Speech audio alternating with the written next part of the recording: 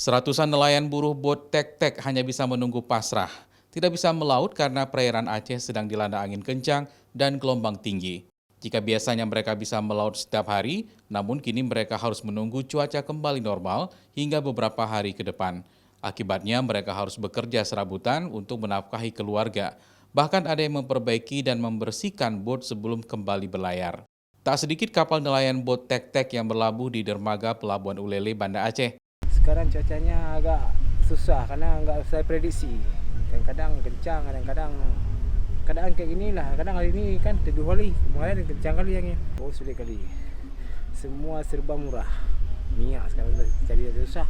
Ada minyak, memang nggak ada minyak. Kami kalau ini minyak sekarang memang nggak ada.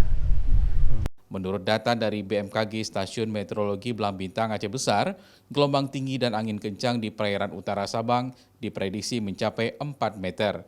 Hal ini perlu diwaspadai terutama bagi para nelayan yang rutin mencari ikan di kawasan itu. Selain itu, BMKG juga mengeluarkan peringatan dini waspada tinggi gelombang yang mencapai 2,5 meter lebih, seperti perairan Samudra Hindia Barat Aceh, perairan Barat Aceh, serta perairan Melabuh Sinabang. Nova Misdayanti, Kompas TV, Banda Aceh.